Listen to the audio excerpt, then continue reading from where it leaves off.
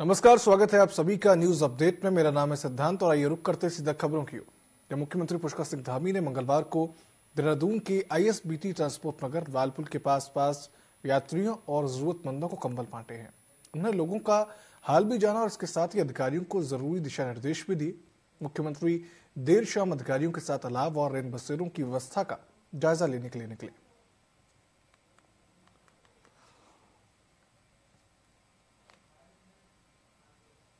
मुख्यमंत्री जी ने काफी विस्तृत किए हैं और दिशा निर्देश का काम भी उनके द्वारा किया गया है। ठंड से किस तरह से राहत दी जाए और एमडीडी को देखिए, आपदा प्रबंधन विभाग के द्वारा पूर्व में भी निर्देशित किया गया और माननीय मुख्यमंत्री ने भी निर्देश दिए हैं कि चूंकि बारिश हुई है, बर्फबारी और ठंड बढ़ गई है, तो जो रैन बसेरे उनको ठीक किया जाए, अलाव जलाया जाए और कंबल वितरण जरूरतमंद है तो उनको किया जाए। उसी तहत माननीय मुख्यमंत्री जी द्वारा कंबल वितरण किया गया है और इस तरह के जो कार्यक्रम है वो जनपदों में भी चलाए जाएंगे। उधम सिंह नगर में कांग्रेस कमेटी ने कलेक्ट्रेट पहुंचकर डीएम के माध्यम से सीएम और राज्यपाल को ज्ञापन सौंपा है। किसान कांग्रेस के प्रदेश अध्यक्ष हरिमंदर सिंह ढिल्लों ने कहा कि सरकार जो भू अध्यादेश ला रही है उसका एजेंडा किसानों और जनता को स्पष्ट करे। इसके अलावा किसानों के 2 साल के बिजली बिल को माफ किया जाए। वहीं उन्होंने गन्ने की फसल के भुगतान को 500 रुपए प्रति क्विंटल करने की मांग भी की है।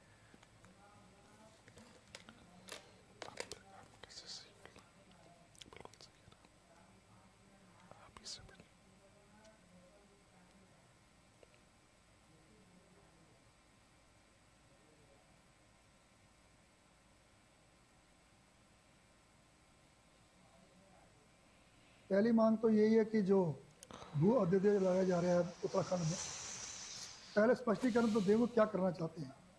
फिर दूसरी जो राय लेते हैं, अभी बाजपुर में भी 2 दिन पहले राय ली गई। किसी को बीजेपी के नेताओं को बुलाया गया, बीजेपी के पार्टी के लोगों को बुलाया गया। आपने राय लेनी है, जनता के बीच में लीजिए, किसानों के बीच में लीजिए। मैं भी स्टेट का प्रेसिडेंट हूँ, मुझे तक सूचित नहीं किया गया, किसी पक्ष के किसी को नहीं सूचित किया गया, किसी किसान को सूचित नहीं किया गया। और दूसरा हम कहते हैं कि कोई भी अगर स्टेट खुशहाल होती है या कंट्री खुशहाल होती है, हम एक तो ये कहते हैं कि बाहर का बिजनेसमैन यहाँ आए, पैसा लगाए। अभी भू अध्यादेश चालू भी नहीं हुआ, लागू भी नहीं हुआ, अभी ब्रेकें लगी सबकी। बाजपुर के किसानों के जो 20 गांवों का मामला चल रहा है उसके निस्तारण की बात कही है और बिजली के बिलों को माफ करने की बात कही है। बहुत सारे मुद्दे, भू अध्यादेश लाने की बात कर रहे हैं, नए इंडस्ट्री घोषित करने की बात कर रहे हैं, लेकिन धरातल पर कुछ नहीं है, सिर्फ हवाई बातें हैं। हम चाहते हैं कि विपक्ष के नेता, हमारे प्रदेश के बहुत यशस्वी नेता और अनुभवी नेता माननीय श्री यशपाल आर्य जी विधानसभा में बैठते हैं, आपके साथ विपक्ष के नेता हैं, आप उनके साथ सारे प्रारूप तय कीजिए जो अध्यादेश आप लाना चाहते हैं। हमारे भुवन कापड़ी जी हमारे उप नेता प्रतिपक्ष हैं, विधायक गण है हमारे विधानसभा में, आप उनके साथ बात कीजिए। बाजपुर के प्रदेश में निकायों में आरक्षण पर महामहिम राज्यपाल ने अध्यादेश पास कर दिया है। राज्य सरकार को चुनाव कराने हैं। निकायों को लेकर कांग्रेस ने फिर एक बार राज्य सरकार पर निशाना साधा है। प्रदेश कांग्रेस की मुख्य प्रवक्ता गरिमा महाराज सोनी ने कहा कि कांग्रेस और प्रदेश की जनता 6 महीने से चुनाव का इंतजार कर रही है, लेकिन राज्य सरकार बार बार झूठ बोल रही है। भाजपा के प्रति जनता में आक्रोश है, इसलिए चुनाव कराने से भाजपा सरकार डर रही है। निकाय चुनाव का इंतजार कर रही है, पंचायत चुनाव होने का इंतजार कर रही है। हमारे पार्षद प्रत्याशी हों, हमारे कार्यकर्ताओं लगातार जनता के सुख दुख में, उनके कष्ट पीड़ाओं में उनके बीच में बने हुए हैं, लेकिन भारतीय जनता पार्टी ने भेड़िया आया की कहावत को चरितार्थ कर रखा है। बार बार सुगबुगाहट होती है कि निकाय चुनाव होने वाले हैं और उसके बाद ढाक के 3 पात। तो अभी भी मुझे विश्वास तो बिल्कुल नहीं है कि ये निकट भविष्य में चुनाव कराएंगे, क्योंकि अभी भी स्थानीय जनता में आक्रोश है और इन्होंने जिस तरह से न छात्र संघ चुनाव होने दिए, न निकाय चुनाव को 1 साल हो गया है उसके कार्यकाल को, आप रैन बसेरों की हालत देख लीजिए कि कोई हमारे पास मेयर नहीं, कोई पार्षद नहीं, तो इस कड़ाके की सर्द ठंड में जनता को उसके हाल पर बेहाल छोड़ दिया गया है। पिछले अल्मोड़ा में आगामी नगर निकाय चुनाव को लेकर भाजपा की तैयारियां जोरों पर है और इसी कड़ी में भाजपा की जिला प्रभारी प्रदीप बिष्ट ने अल्मोड़ा में पार्टी कार्यकर्ताओं की एक बैठक ली। बैठक में नगर निगम के मेयर पद और पार्षद पद के दावेदार भी शामिल हुए। जिला प्रभारी ने कार्यकर्ताओं को चुनावी तैयारियों और रणनीतियों के लिए जरूरी टिप्स भी दिए। साथ ही बैठक में पार्टी को मजबूत बनाने और जीत सुनिश्चित करने पर चर्चा की गई। उन्होंने सभी पदाधिकारियों को एकजुट होकर काम करने की अपील की है।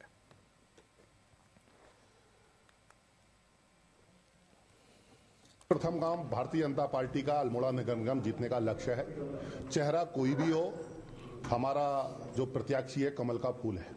सब कार्यकर्ता यही तय कर रहे हैं और जो कई समय से हम यहाँ पर जो नहीं जीत पाए हैं, सब कार्यकर्ता यही कह रहे हैं कि इस बार हमें भारी बहुमत से जीतना है। हमारे पास मोदी जी जैसा नेतृत्व है, धामी जी जैसा युवा नेतृत्व है और उन्होंने अभी अभी नगर निगम घोषित भी करा है। और हमारे समस्त वरिष्ठ जन, हमारे माननीय सांसद जी, हमारे पूर्व विधायक गण, सभी लोगों ने यह सोचा है कि इस बार हम जो अल्मोड़ा नगर निगम है भारी मतों से जिताएंगे। सब कार्यकर्ताओं में उत्साह है और अधिकतम उम्मीदवारों का होना है दर्शाता है कि भारतीय जनता पार्टी की स्थिति बहुत मजबूत है, इसलिए अधिकतम कार्यकर्ता अपनी दावेदारी कर रहे हैं। देहरादून में HDFC बैंक ने प्रगति सेविंग अकाउंट का अनावरण किया, जिसमें कि मुख्यमंत्री पुष्कर सिंह धामी मौजूद रहे। इस मौके पर HDFC बैंक की ग्रुप हेड स्मिता भगत ने कहा कि HDFC बैंक की ब्रांच 60% ग्रामीण क्षेत्रों में है, जिसका सीधा लाभ गांव और छोटे शहरों के लोगों को मिल रहा है। HDFC बैंक के सीनियर वाइस प्रेसिडेंट शरद ने कहा कि प्रगति सेविंग अकाउंट से ग्रामीण क्षेत्र में रहने वाले लोगों को बहुत फायदा होगा। 60% ब्रांचेस रूरल और सेमी अर्बन एरियाज में, हमारे 173 बैंकिंग कॉरेस्पॉन्डेंट और करीब 1500 बैंकिंग फैसिलिटेटर सारे रूरल और सेमी अर्बन एरियाज में और ज्यादा करके रूरल एरियाज में। इन्हीं रूरल एरियाज में सारी जितनी भी बैंकिंग फैसिलिटीज हम प्रोवाइड करने की कोशिश कर रहे हैं। सारे लोन्स हैं, सारे इन्वेस्टमेंट की सुविधा, ये सब रूरल और सेमी अर्बन एरियाज में प्रोवाइड कर रहे हैं। इसके अलावा हमने अभी HDFC बैंक के साथ नमन इनिशिएटिव चालू किया है पेंशनर्स के लिए, जो उत्तराखंड के अंदर बहुत सारे लोग आर्मी, डिफेंस फोर्सेस वगैरह में जाते हैं, उनको बैंकिंग सुविधा उनके गांवों में उपलब्ध नहीं होती है। तो अभी नमन चालू इनिशिएटिव आर्मी के साथ चालू किया, उसके द्वारा हम उनको भी सुविधाएं प्राप्त कराएंगे। 60% प्रगति जो हमने सेविंग खाता चालू किया है, ये लार्जली हमने बेसिकली छोटे शहरों और गांव के लिए चालू किया है। तो इसमें जितने आपके किसान भाई हो गए, चाहे हमारे जो एनिमल हस्बेंड्री हो गए, फिशरी हो गए, या स्मॉल जो इवन व्यवसाय जो करते हैं गाँव में, शहरों में, उनके लिए खाता जो है वो खोला गया है। इस खाता में हमने विशेष सुविधाएं दी गई है ग्राहकों के हिसाब से।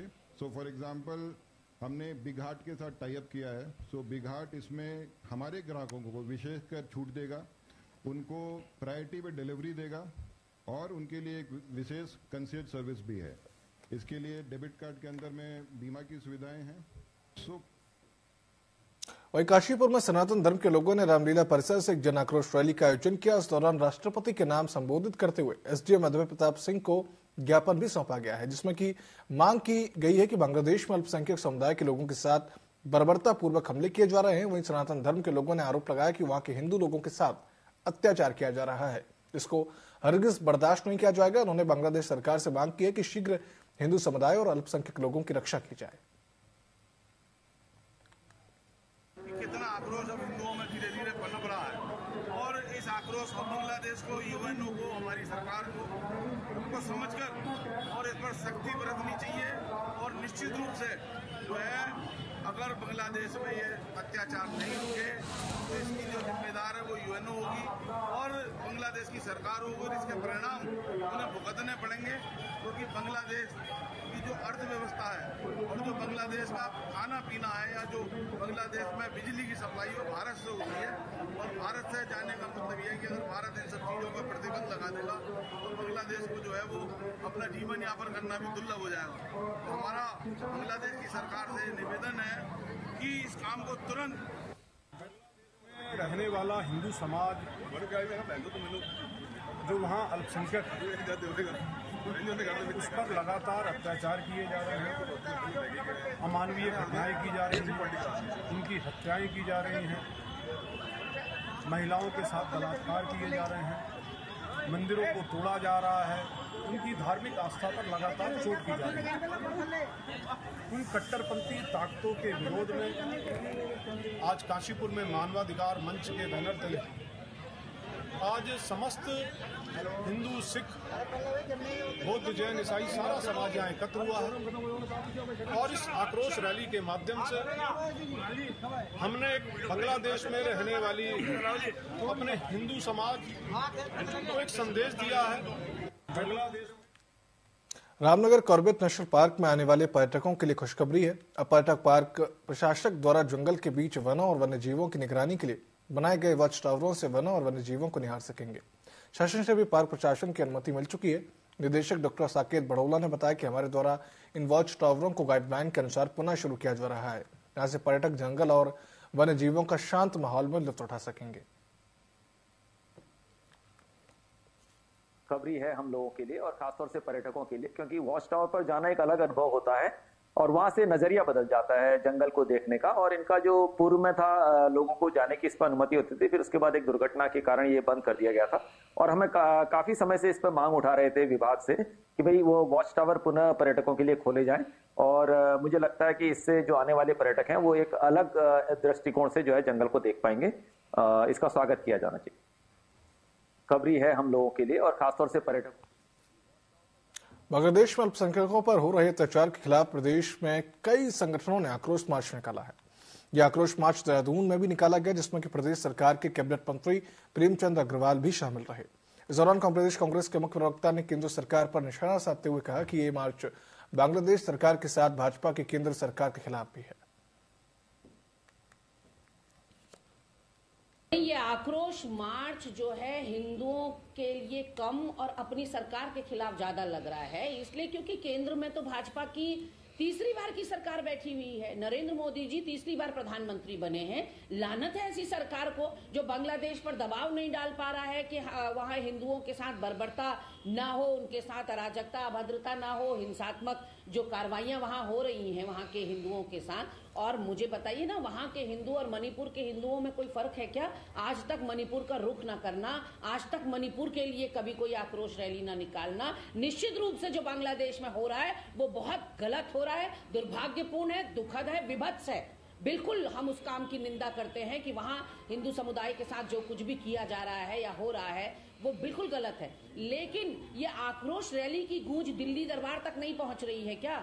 मोदी सरकार में इतना दम नहीं है क्या कि बांग्लादेश पर दबाव डालकर हिंदुओं के साथ हो रही बर्बरता को रोक सके? ये अल्मोड़ा के मोहन वन क्षेत्र में 17 दिसंबर से मोहन वन सफारी शुरू होने जा रही है। इस सफारी पर्यटकों को बाघ, तेंदुआ, हाथी, हिरन और कई प्रजातियों के पक्षी को प्राकृतिक आवास में देखने का मौका भी देगी। डीएफओ दीपक सिंह ने बताया कि जोरों शोरों से सफारी की तैयारियां चल रही हैं और वहीं इस पहल से पर्यटन को बढ़ावा भी मिलेगा। वन विभाग की आय में बढ़ोतरी के साथ युवाओं को रोजगार के अवसर भी इससे मिलेंगे।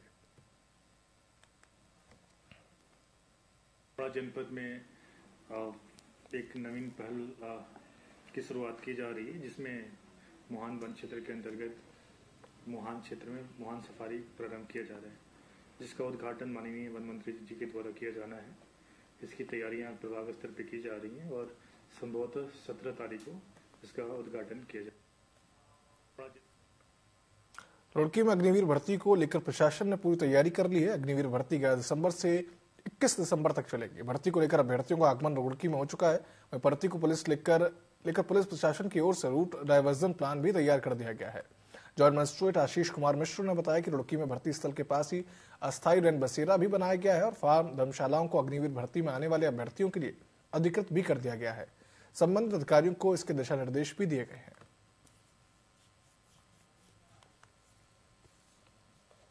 विशाल मेरा नाम है, सुबोध सिंह, मैं उत्तरकाशी डिस्ट्रिक्ट से हूँ, बटपुर से।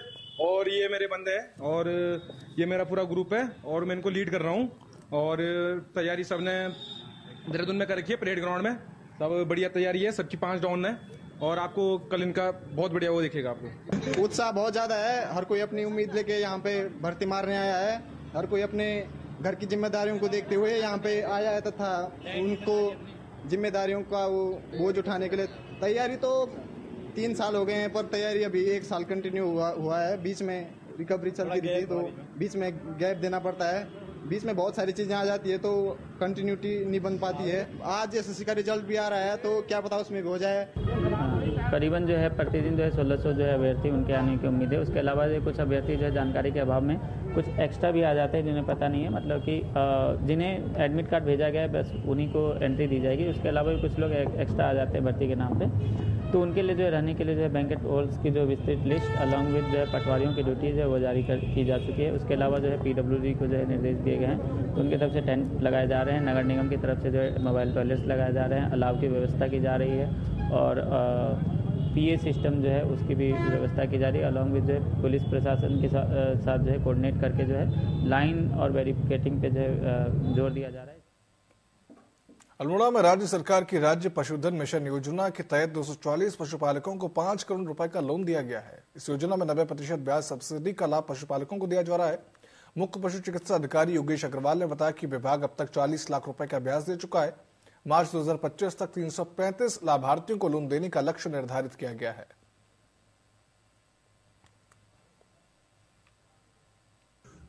मुख्यमंत्री राज्य पशुधन मिशन योजना के रूप में प्रदेश में लागू है और इस योजना को हमने मार्च में इसको लागू किया था इस जनपद में।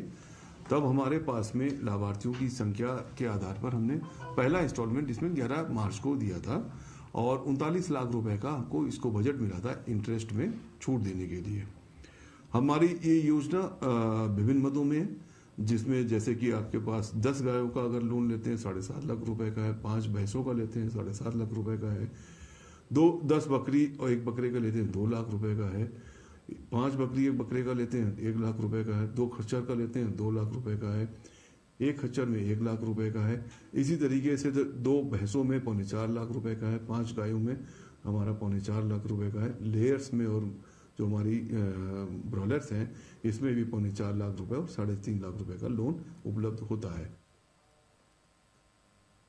बांग्लादेश में हो रहे हिंदुओं पर अत्याचार के विरोध में बुधवार को हरिद्वार के ऋषिकुल मैदान में कई सामाजिक संगठन और राजनीतिक संगठनों के साथ साथ संतों ने भी विशाल आक्रोश जनसभा का आयोजन किया।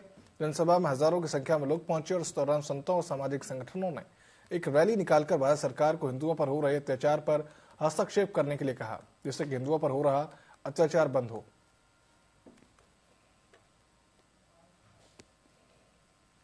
मोहम्मद यूनुस, जिसको शांति नोबेल पुरस्कार मिला है, वो शांति नोबेल उसका वापस लिया जाए और वहाँ पर हिंदुओं पर हो रहे अत्याचार के विरुद्ध ये आज एक आवाज़ यहाँ पर उठी है। सारी बातें यूएनओ को ज्ञापन के माध्यम से भेजी जा रही है। यूएनओ वहाँ पर इंटरफेरेंस करे, हिंदू बहन बेटियों का जो अस्तित्व का सवाल है हिंदू समाज की, उसके प्रहार को बंद किया जाए। भारत सरकार भी उसमें यहाँ से कोई शांति सेना के रूप में एक सेना का गठन किया जाए और उन पर कार्रवाई हो जो ऐसी आतताई हैं। अंतर्राष्ट्रीय मानव अधिकार दिवस है। भारत के अलावा दुनिया भर के सभी देशों में जो सनातन धर्मावलंबी रह रहे हैं, बांग्लादेश में जो घटनाएं घटती हैं उसके प्रति हमने आक्रोश रैली का आयोजन किया है और देवभूमि उत्तराखंड की आध्यात्मिक राजधानी हरिद्वार से सभी संतों ने, सभी भक्तों ने मिलकर के आज ये आयोजन हुआ है और हमारी एक मांग है, राष्ट्रपति जी को एक ज्ञापन दिया जाएगा। यहाँ से हम लोग मार्च के माध्यम से हर की पौड़ी तक मां गंगा से भी प्रार्थना करेंगे कि जो हमारे धर्म स्थानों के ऊपर हमले हो रहे हैं और जो संतों के ऊपर हमले हो रहे हैं उसको रोका जाए। न्यूज अपडेट की इस बुलेटिन में फिलहाल इतना ही। आप देखते रहिए TV24। शुभ रात्रि।